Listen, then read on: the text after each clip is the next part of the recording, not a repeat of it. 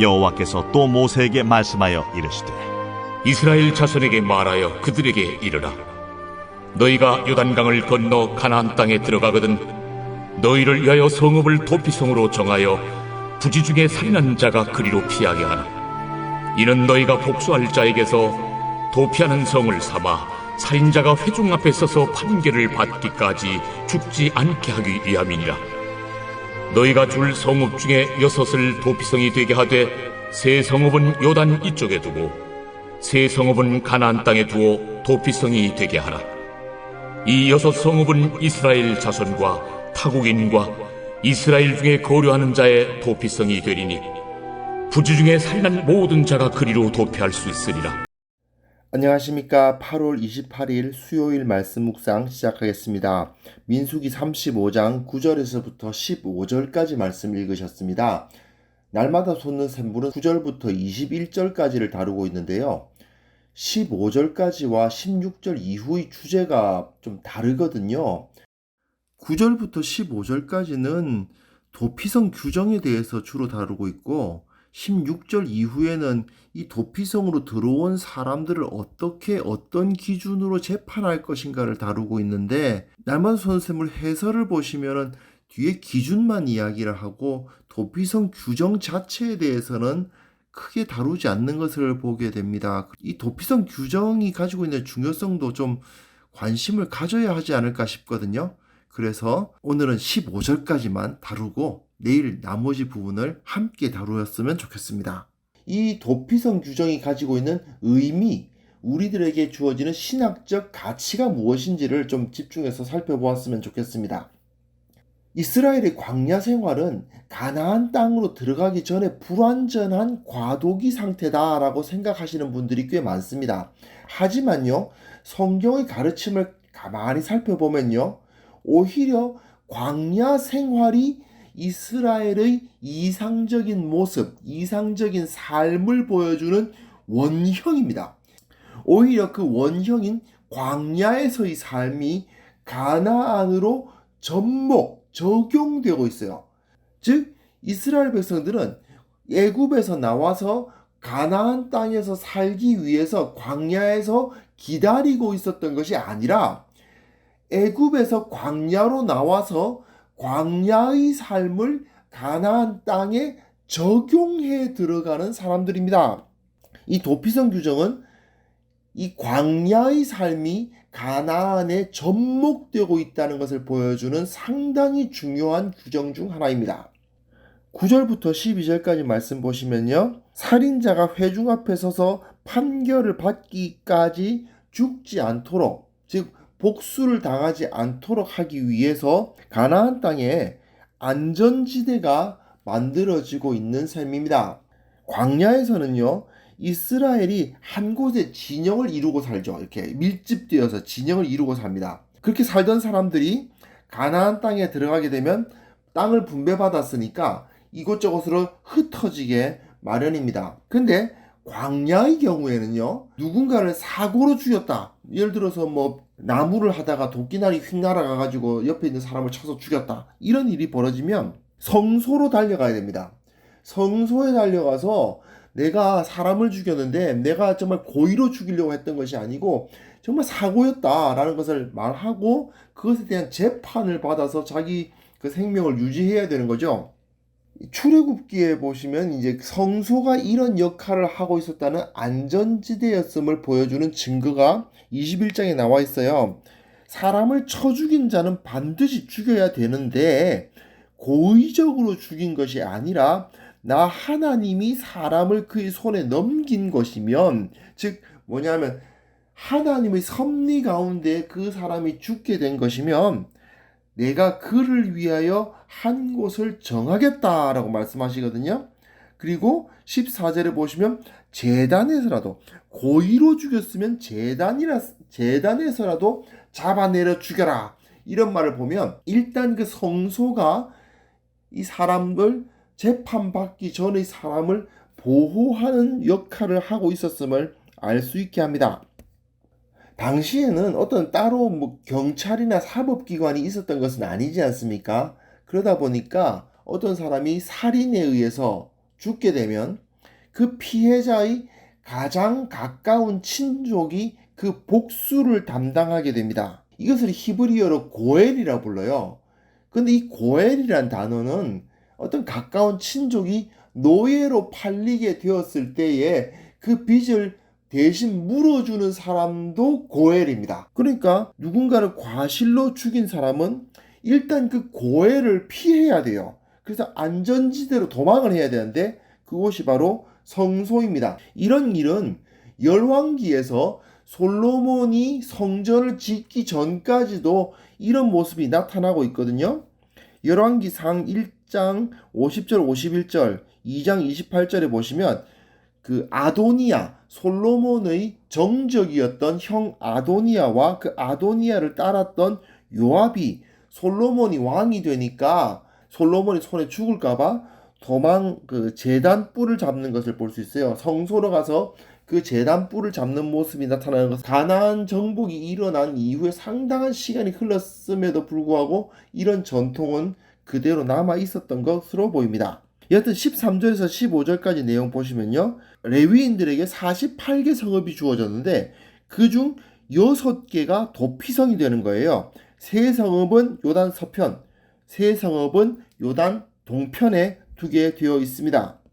가나안 땅에서 이제 흩어져 살게 되는데 예를 들어서 누군가를 과실치사로 죽였다 이거예요.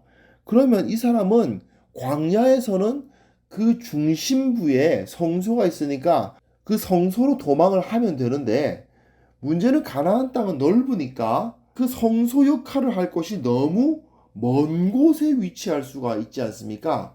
그러다 보니 성소가 너무 멀어서 정당한 재판을 받지도 못하고 자기가 실수로 죽인 사람의 그 고엘에 의해서 죽임을 당할 수가 있는 거죠. 그러다 보니까 가나안 땅 전역의 적절한 위치에 이 피할 자리, 성소의 역할을 할 성읍들이 세워져야 했던 거죠. 그래서 하나님께서는 요단강 동편의 셋, 서편의 셋 이렇게 도피성을 규정하고 계십니다.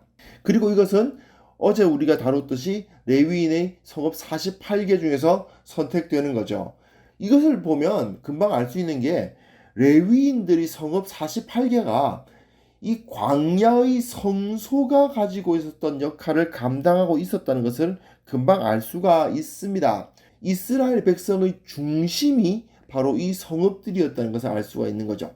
이스라엘이 광야 생활을 이제 마감을 하고 가나안 땅에 흩어져 들어갑니다마는 하나님의 임재를 상징하는 레위인들의 성읍, 그것 성소죠. 그것이 그들의 삶의 중심에 있었다는 것을 알 수 있습니다. 결국 이것은 뭐냐 하면 가나안 정복을 함으로써 광야 생활이 끝난 게 아닌 거예요. 오히려 가나안의 광야 생활이 접목되는 거예요. 가나안을 광야로 바꿔나가는 거예요. 이것이 바로 이스라엘의 가나안 정복이었습니다. 자, 가나안이란 땅이 어떤 땅이냐면요. 이집트 문명과 메소포타미아 문명의 접점부입니다. 근데 이 이스라엘은 그 가나안 땅으로 쳐들어가고 있어요. 그리고 그 가나안 땅에 광야를 접목하고 있어요. 인간의 문명에 하나님의 나라를 적용해 나가는 사람들이 바로 이스라엘이었다는 것을 알 수 있게 됩니다. 인간의 문명과 하나님의 나라는요, 상당히 다릅니다. 인간의 문명은 언제나 강을 끼고 발생하잖아요. 세계사 시간에 배우셨습니다. 인간의 4대 문명, 황하 문명, 인더스 문명, 메소포타미아 문명, 이집트 문명 모두 다 강을 끼고 발생하죠. 그런데 하나님의 나라는 어디서 발생했습니까? 물이 없는 광야에서 발생하잖아요. 완전히 다릅니다. 인간의 문명은 물이 있는 땅 위에서 세워져 올라갑니다. 하지만 하나님의 나라는 물이 없는 광야에서 하나님으로부터 하늘에서부터 내려옵니다. 그리고 인간의 문명은 눈에 보이고 손에 잡히는 것을 숭상하게 되어 있어요. 그러다 보니까 우상을 만들 수밖에 없는 겁니다. 하지만 하나님의 나라는 어떻습니까? 보이지 않고 만질 수도 없는 하나님을 섬기고 그리고 그분이 가르치신 말씀을 숭상하죠. 눈에 보이고 만질 수 있는 우상이 아니라 우리의 머릿속에 들어가는 이 말씀이 하나님의 나라의 핵심부가 됩니다. 그러다 보니까 인간의 문명과는 본질적으로 다릅니다. 하나님께서는요, 가나안 땅 48개 구역에 하나님의 우상을 세우라고 하지 않으셨어요. 원래 어떤 나라를 정복하면 그 정복된 나라에 자기들이 섬기는 신의 조형물들을 세우게 마련입니다. 이거는 현대 사회에서도 마찬가지예요. 요즘은 주로 건축물들이죠, 그죠? 건축물들이 세워지면 그곳이 그 나라의 영토다 하는 것이 나타나는 경우가 대부분입니다. 그런데 하나님께서는 그렇게 하지 않으시고 하나님을 자기 기업으로 삼는 자들이 사는 성읍을 세우라고 하시는 거예요. 어떤 하나님을 상징하는 조형물이 아니라 하나님을 자기 기업으로 삼는 사람들을 그곳에 두시는 거예요. 그게 바로 하나님의 방식입니다. 우상을 통해서 자신을 나타내시는 것이 아니라 자신을 섬기고 하나님을 통해서 하나님의 권능으로 살아가는 사람들을 통해서 그 땅의 통치하심을 나타내십니다. 그것이 바로 하나님의 나라입니다. 그리고 그 사람들이 사는 곳은 용서가 필요한 죄인들, 그들을 피의 보수자들의 손으로부터 보호할 수 있는 그러한 장소, 그러한 사람들, 그러한 공동체가 되는 거죠. 이게 바로 하나님의 나라입니다. 예수님께서는 바로 이 일을 교회에게 맡기신 겁니다. 하나님의 공급하심으로 살아가는 사람들, 먼저 그의 나라와 그의 의를 구함으로써 하나님께서 먹이시고 입히시는 것을 체험하는 사람들, 그 사람들로서 이 땅 가운데 살아갑니다. 세상에서 눈에 띄는 산 위의 동네로서 살아가는 사람들이 바로 교회입니다. 그리고 이 세상의 죄인들을 구원하는 사람들이 바로 교회죠. 바로 이 도피성의 역할을 하는 겁니다.